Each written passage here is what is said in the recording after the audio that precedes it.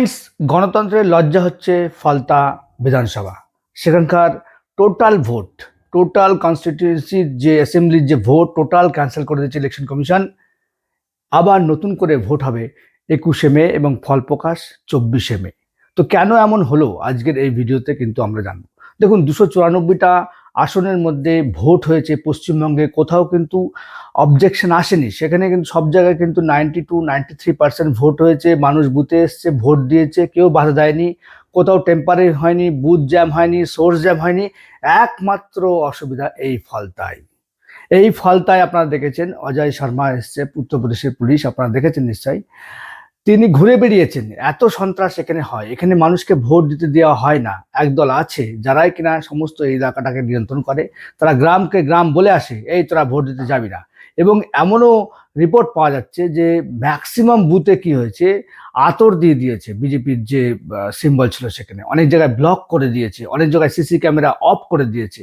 এবং এই পরিমাণটা এত রিপোর্টে উঠে আসছিল খুব অল্প, 30-40টা, কিন্তু পরবর্তীকালে ওখানকার মানুষদের সঙ্গে কথা বলে জানা গিয়েছে ম্যাক্সিমাম বুথে কিন্তু এই ধরনের কারচুপি ওখানে করা হয়েছে, যার ফলে কিন্তু টোটাল ইলেকশন কমিশন বাধ্য হয়েছে এখানকার টোটাল যে ভোট প্রক্রিয়া টোটালটা ক্যান্সেল করে দিয়ে আবার 21 তারিখ করতে। তো এটা আমার সবচেয়ে বড় মানে একটা প্রশ্ন মনে জাগে যে এদের সাহস কি করে হয় যে সেন্ট্রাল বাহিনী রয়েছে, যেখানে সারা রাজ্য জুড়ে এরকম আঁটো ভোট হচ্ছে, সেখানে এরকম ক্যামেরা খুলে দিচ্ছে, আতর দিয়ে দিচ্ছে, ব্লক করে দিচ্ছে বিজেপির যে বাটন রয়েছে। এদের সাহসটা কি করে হয়? কমিশন বলেছিল যে যে সমস্ত ক্যামেরাগুলো আছে সেগুলো এআই ক্যামেরা, বন্ধ করলে বা তার সঙ্গে যদি কেউ হরকত করে বা ছেড়খানি করে সঙ্গে সঙ্গে কমিশনের অ্যালার্ম বাজবে। সেসব তো আমরা কিছুই দেখলাম না। জাস্ট ভোট হয়ে গেল, ভোট হয়ে যাওয়ার পরে সমস্ত কিছু মানুষের নজরে আসছে। তো এই যে সেন্ট্রাল বাহিনী থাকার পরেও এই ধরনের এই বুথ জাম করতে পেরেছে, মানুষকে ভোট দিতে পারেনি, এটা কিন্তু আজকে হয়নি, এটা দীর্ঘদিনের সমস্যা এলাকার। দীর্ঘদিন ধরে এই এলাকায় ভোট হয় না, দীর্ঘদিন ধরে এখানকার কালচার হয়ে গেছে যে মানুষকে ভোট দিতে দেবো না, তাদের গণতান্ত্রিক অধিকার প্রকাশ করতে দেবো না। আমরা যারা করে কমে খাই পার্টিতে, তারাই একমাত্র ভোট নিয়ন্ত্রণ করব এবং লাখ লাখ ভোটে আমরা জিতবো। এই ট্র্যাডিশন কিন্তু দীর্ঘদিন ধরে চলে আসছে, যার ফলে কিন্তু চেঞ্জ হয়নি।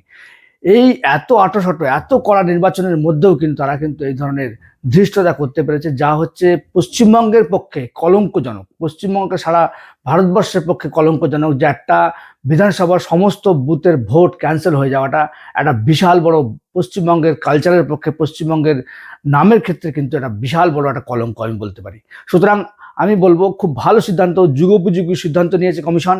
এবং পরবর্তী যখন 21 তারিখে ভোট হবে, এমন করাভাবে যাতে ভোট করা হয় যাতে কারণ মাছি গলতে না পারে, এবং সেন্সার লাগানো উচিত। যারা এ ধরনের কাজ করবে তাদের বিরুদ্ধে কিন্তু অ্যাকশন কমিশনকে নিতে হবে এবং ধরা পড়লে তাদেরকে জেল করতে হবে। এইভাবে না করলে কিন্তু এখানে মানুষজন ভোট দিতে পারবে না, গণতান্ত্রিক অধিকার দিতে পারবে না। কারণ এখানকার কালচার সৃষ্টি হয়ে গেছে, মানে কালচারই তৈরি হয়ে গেছে যে মানুষকে ভোট দিতে দেবো না।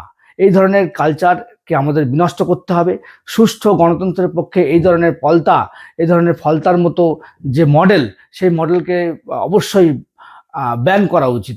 ফলতার মডেল যাতে আর কোনোদিন না হয়, সেই ব্যাপারে কিন্তু ইলেকশন কমিশনকে একদম পুরো কড়া হাতে দমন করতে হবে। যারা পারপেট্রেটার্স আছে, যারা হচ্ছে অপরাধী আছে, যারা এই ধরনের কাজে যুক্ত, গোপন রিপোর্ট নিয়ে তাদের কিন্তু অ্যারেস্ট করতে হবে, যে কারা এই কাজ করেছে সিসিটিভি দেখে তাদের খুঁজে বের করতে হবে। এবং তাদেরকে যদি আপনি জেল না খাটান, তাদেরকে অ্যারেস্ট না করেন, তাহলে কিন্তু 21 তারিখে ভোটে কিন্তু আবার এরকম তারা করবে। সুতরাং কমিশনের পক্ষে খুব চ্যালেঞ্জ রয়েছে। কালকে 4 মে রেজাল্টটা বেরিয়ে যাক, তারপরে কিন্তু কমিশনকে এই কাজটা করতে হবে পশ্চিমবঙ্গের গণতন্ত্রের স্বার্থে। আপনারা আমার ভিডিওতে জানাবেন যে আপনাদের কি মত। আমার ভিডিও ভালো লাগলে অবশ্যই লাইক করবেন, আমার চ্যানেলকে সাবস্ক্রাইব করবেন। Thank you, tata, bye by.